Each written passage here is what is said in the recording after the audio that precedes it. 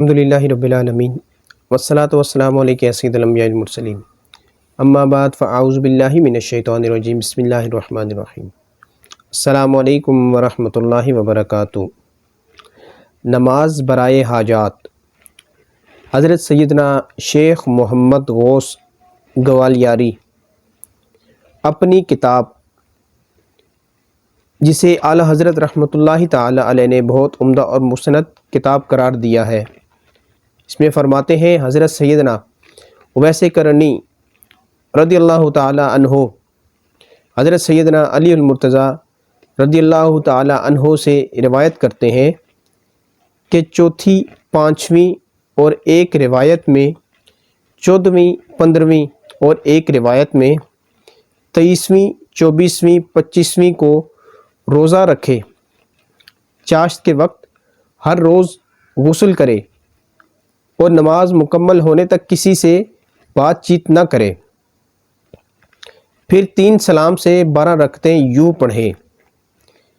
پہلی 4 رکعتوں میں سورہ فاتحہ کے بعد 3 بار سورہ قدر پڑھے، سلام کے بعد 70 مرتبہ لا الہ الا اللہ الملک الحق المبین لیس کمثلہ شیء وہو السمیع البصیر پڑھے۔ دوسری 4 رکعتوں میں سورہ فاتحہ کے بعد سورہ نصر 3 بار پڑھے اور سلام کے بعد 70 مرتبہ یہ پڑھے، انک قوی معین واحد دلیل بحق ایاک نعبد و ایاک نستعین۔ تیسری 4 رکعتوں میں سورہ فاتحہ کے بعد سورہ اخلاص یعنی قل هو اللہ احد 3 بار پڑھے اور سلام کے بعد 70 بار سورہ الم نشرح پڑھے، پھر اپنا ہاتھ سینے پر رکھ کر حاجتوں کو پورا کرنے والے اللہ کریم عز و جل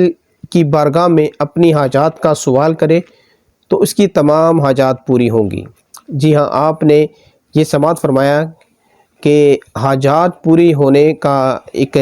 جو مہینہ ہے یہ رجب ہے، اور اس میں حاجات پوری ہونے کے لیے جو نوافل بتائے گئے ہیں وہ میں نے آپ کے سامنے ذکر کی ہیں۔ آپ اس ویڈیو کو توجہ سے سماعت فرمائیں، بار بار سنیں، اور اگر آپ کی کسی قسم کی کوئی حاجت ہے تو اللہ تعالیٰ کی بارگاہ میں اس مہینے کی برکت سے آپ مانگ لیں، انشاءاللہ عز و جل آپ کو عطا کیا جائے گا۔ ویڈیو آپ کو اچھی لگے لائک کریں، شیئر کریں، دوستوں تک پہنچائیں۔ السلام علیکم ورحمۃ اللہ وبرکاتہ۔